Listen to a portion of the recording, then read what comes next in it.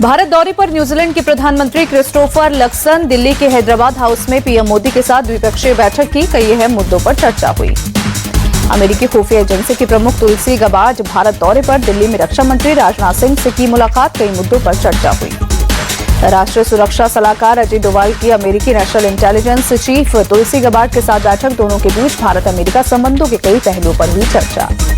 भारत दौरे पर स्वीडन की विदेश मंत्री मारिया एम स्टेनबर्गार्ड, विदेश मंत्री एस जयशंकर ने की अपने समकक्ष से की मुलाकात। उत्तरी कश्मीर में कुपवाड़ा के राजवार हंदवाड़ा में एक आतंकवादी मारा गया। सुरक्षा बलों और आतंकवादियों में एनकाउंटर अभी जारी। दिल्ली एनसीआर में 7 अवैध बांग्लादेशी प्रवासी पकड़े गए। डीसीपी अभिषेक धानिया ने दी जानकारी। बोले बांग्लादेश सीमा के पास नदी के रास्ते भारत में घुसे थे। औरंगजेब की कब्र के मुद्दे पर महायुति में दरार। एनसीपी अजित गुट कब्र को बचाने के पक्ष में वीएचपी और बजरंग दल को लगाई लताड़। एनसीपी अजीत गुट के विधायक अमोल मिटकरी बोले शिवाजी महाराज का जिससे संघर्ष हुआ, जिसको यहां दफनाया गया, ये कब्र उसका सबूत है, ये हमारे शौर्य का प्रतीक है। औरंगजेब कब्र विवाद को लेकर एनसीपी शरद गुट के विधायक रोहित पवार बोले कब्र हटाकर बीजेपी इतिहास बदल देगी। 200 साल बाद ये लोग पूरा इतिहास ही बदल देंगे। रोहित पवार बोले औरंगजेब कहीं नहीं हारा, वो ये वहां दफन हुआ।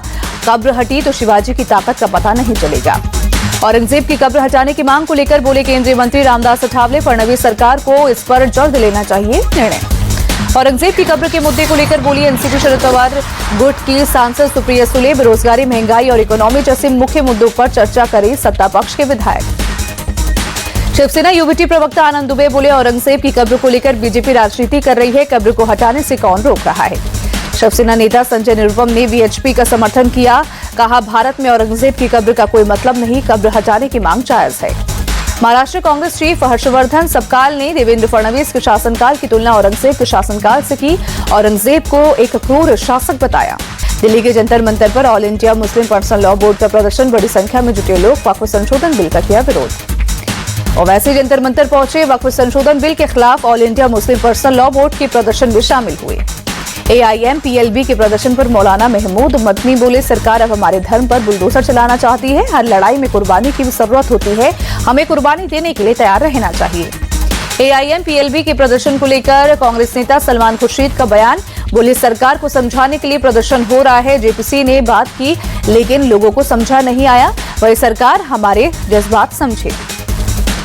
प्रोटेस्ट को लेकर कांग्रेस सांसद गौरव गोगोई बोले वक्फ बिल को लेकर सरकार ने विचार विमर्श नहीं किया। जेपीसी में भी तानाशाही की गई। बिल का उद्देश्य समाज में विद्वेष फैलाना।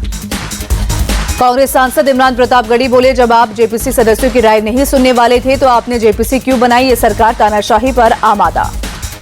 वक्फ बिल को लेकर मुस्लिम पर्सनल लॉ बोर्ड के उपाध्यक्ष उबैदुल्ला आजमी बोले जैसे हमारे लिए नमाज और रोजा जरूरी है वैसे ही हमारे लिए वक्फ की हिफाजत भी जरूरी है।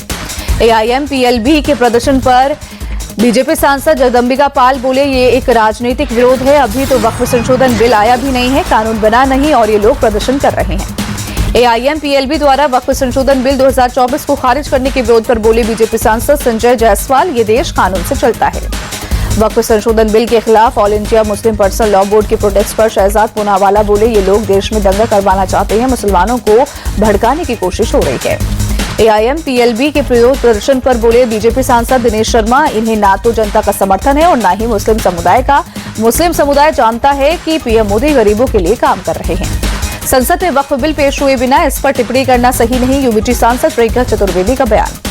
वक्फ बिल को लेकर एआईएम-पीएलबी के प्रदर्शन पर आरजेडी सांसद मनोज झा बोले इस बिल को लेकर कई शिकायतें और आशंकाएं हैं। जेपीसी ने बहुत ही सीमित दायरे में पूरे विमर्श को रखा। अमृतसर में ग्रेनेड अटैक करने वाले का एनकाउंटर। आरोपी बदमाश ने मंदिर पर ग्रेनेड से किया था हमला। यूपी के कुशीनगर में पुलिस और पशु तस्करों के बीच मुठभेड़। एनकाउंटर में एक बदमाश घायल। बदमाश नूर बसर पर 25,000 रुपए का इनाम था घोषित। पुलिस ने तमंचा, जिंदा कारतूस और मोटरसाइकिल भी बरामद की। बिहार विधानसभा में विपक्ष का जबरदस्त हंगामा। वेल में पहुंचे विधायक नीतीश सरकार के खिलाफ की जमकर नारेबाजी। बिहार की पूर्व मुख्यमंत्री राबड़ी देवी ने नीतीश सरकार पर साधा निशाना। कहा होली के दौरान 2 दिन में 22 हत्याएं हुई। जब सरकार के लोग इंस्पेक्टर कांस्टेबल की हत्या हो रही थी तो आम लोग कहां थे। कानून व्यवस्था को लेकर कमलनाथ एमपी सरकार को घेरा। बोले कानून अव्यवस्था और भ्रष्टाचार की राजधानी बना मध्य प्रदेश। चेन्नई में शराब घोटाले के खिलाफ बीजेपी कार्यकर्ताओं का विरोध प्रदर्शन। स्टालिन सरकार के खिलाफ की जमकर नारेबाजी। तमिलिसाई सुंदरराजन को पुलिस ने घर से ही हिरासत में लिया। पूर्व कांग्रेस नेता आचार्य प्रमोद कृष्णम ने संजय राउत और राहुल गांधी पर साधा निशाना। बोले 1947 में जिन्ना ने भारत तोड़ने का ख्वाब देखा था, अब ये लोग दूसरा पाकिस्तान बनाना चाहते हैं।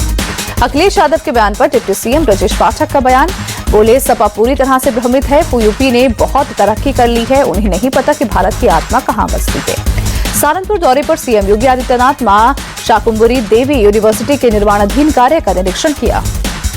यूपी के पूर्व मुख्यमंत्री हेमंत नंदन बहुगुणा की जयंती आज। लखनऊ में सीएम योगी आदित्यनाथ ने श्रद्धांजलि दी। गोवा के पूर्व सीएम मनोहर पर्रिकर की पुण्यतिथि आज। सीएम प्रमोद सावंत ने श्रद्धांजलि दी।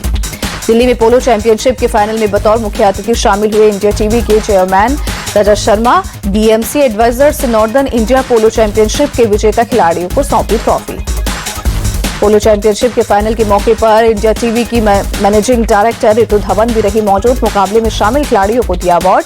कहा पोलो के अनसंग हीरोज को फेमस करने के लिए एफर्ट करना जरूरी।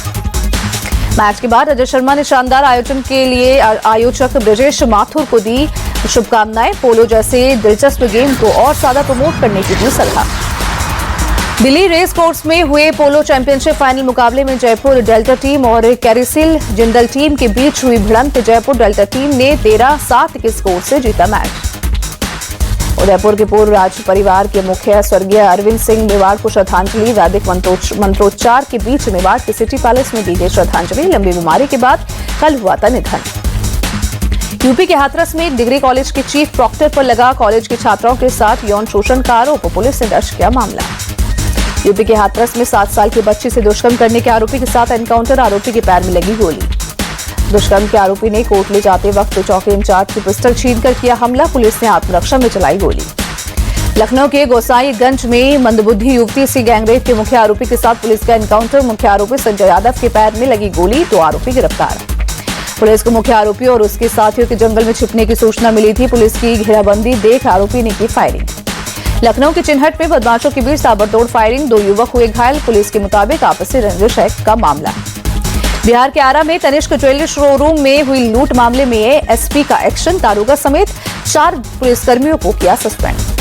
पंजाब के मोगा में पुलिस और बदमाश के बीच मुठभेड़, एक बदमाश के पैर में लगी गोली। आरोपी बदमाश ने डाला के पंचायत मेंबर के घर 12 फरवरी को की थी फायरिंग। घायल आरोपी को सिविल अस्पताल में इलाज जारी।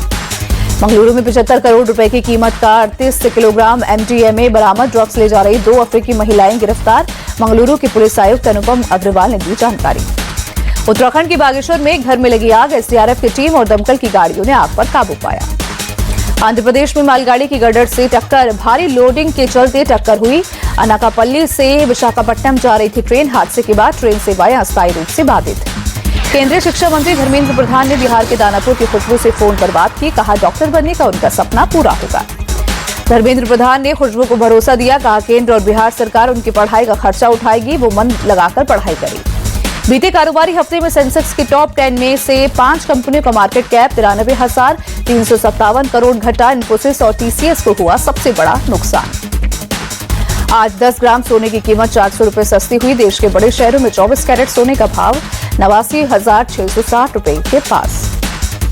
सोने के साथ चांदी के भाव में भी 400 रुपए की गिरावट। 1,02,900 रुपए प्रति किलोग्राम हुआ चांदी का दाम। सोलर फोटोवोल्टिक मॉड्यूल बनाने वाली कंपनी सात्विक ग्रीन एनर्जी आईपीओ लाने की तैयारी में जुटी। पब्लिक इश्यू के जरिए 1,150 करोड़ रुपए जुटाने का प्लान। सेबी ने एलजी के आईपीओ को दिखाई हरी झंडी। 10 करोड़ से ज्यादा शेयर बेचेगी कंपनी। वित्त वर्ष 2024 और 25 में माता वैष्णो देवी में 171 करोड़ से ज्यादा का चढ़ावा मिला। 27 किलो से ज्यादा सोना और 3,424 किलो से ज्यादा चांदी लोगों ने भेंट किए। पाकिस्तान में जमीयत उलेमा इस्लाम के नेता मुफ्ती अब्दुल बाकी नूरजई की हत्या। क्वेटा के एयरपोर्ट रोड पर अज्ञात बंदूकधारियों ने मारी गोली। इंटरनेशनल मास्टर्स लीग क्रिकेट का पहला चैंपियन बना भारत। फाइनल में वेस्टइंडीज मास्टर्स को 6 विकेट से दी शिकस्त। वेस्टइंडीज की टीम ने पहले खेलते हुए 149 रनों का दिया था लक्ष्य। भारत की टीम ने 18वें ओवर में 4 विकेट खोकर जीत लिया मैच। भारत की तरफ से अंबाती रायडू ने 50 गेंदों में 74 रनों की धमाकेदार पारी खेली। कप्तान सचिन तेंदुलकर ने 18 गेंदों में 25 रन बनाए। वेस्टइंडीज की तरफ से एशलेनर्स ने 2 खिलाड़ियों को भेजा पवेलियन। टीनो वेस्ट और सुलेमान बेन को 1-1 विकेट मिला। वेस्टइंडीज मास्टर्स की तरफ से लेंडल सिमंस ने 57 रनों की पारी खेली। ड्वेन स्मिथ ने 45 रन बनाए। कप्तान ब्रायन लारा 6 रन बनाकर लौटे पवेलियन। भारत की तरफ से विनय कुमार को 3 और शहबाज नदीम को 2 विकेट मिले। पवन नेगी और स्टुअर्ट पिनी को 1-1 विकेट मिला। इंटरनेशनल मास्टर्स लीग का पहली बार किया गया आयोजन। Bharat, Australia, England, West Indies, Sri Lanka और साउथ अफ्रीका की टीमों ने लिया हिस्सा। आईपीएल से पहले कोलकाता नाइट राइडर्स को लगा बड़ा झटका। 23 गेंदबाज उमरान मलिक पूरे टूर्नामेंट से हुए बाहर, चोट की वजह से नाम लिया वापस। केकेआर ने बाएं हाथ के तेज गेंदबाज चेतन सकारिया को टीम में किया शामिल। सकारिया को केकेआर ने 75 लाख में किया साइन। विराट कोहली ने दौरों पर परिवार के साथ होने की वकालत की। कहा, मुश्किल दौर में परिवार के साथ होने से मिलती है मदद। बीसीसीआई ने दौरों पर परिवार साथ रखने पर लगाई है पाबंदी। पीसीबी ने साउथ अफ्रीकी क्रिकेटर कॉर्बिन वॉश को भेजा कानूनी नोटिस। कॉर्बिन ने पाकिस्तान की पीएसएल को छोड़कर आईपीएल में खेलने के फैसले के खिलाफ लिया एक्शन। आईपीएल से पहले ईशान किशन की विस्फोटक पारी। हैदराबाद के लिए खेल रहे ईशान किशन ने इंट्रा स्क्वाड मुकाबले में 58 गेंद में 137 रन बना डाले। न्यूजीलैंड ने पहले टी20 में पाकिस्तान को 9 विकेट से हराया। 5 मैचों की टी20 सीरीज में न्यूजीलैंड 1-0 से आगे। पाकिस्तान की टीम पहले खेलते हुए 91 रनों पर हुई ऑल आउट। वहीं न्यूजीलैंड की टीम ने 1 विकेट पर 92 रन बनाकर जीत हासिल की। न्यूजीलैंड की तरफ से टीम साइफर्ट ने 29 गेंदों में 44 रनों की धुआंधार पारी खेली। फिन एलन ने 29 और रॉबिन्सन ने 18 रन बनाए। पाकिस्तान की तरफ से खुशदिल शाह ने 32 रन बनाए। सलमान आगा ने 18 रनों की पारी खेली। न्यूजीलैंड की तरफ से जैकब डफी ने 4 विकेट चटकाए। जेमिसन को 3 और ईश सोडी को 2 विकेट मिले। फॉक्स को 1 विकेट मिला।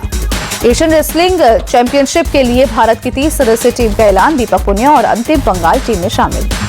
जैक ड्रैपर पहली बार एटीपी मास्टर्स टेनिस टूर्नामेंट से फाइनल में पहुंचे। 2 बार के विजेता कार्लोस अल्कराज को सेमीफाइनल में हराकर दिखाया बाहर का रास्ता। एटीपी मास्टर्स के फाइनल में होल्गर रून ने बनाई जगह। रूस के दानिल मेदवेदेव को दी शिकस्त।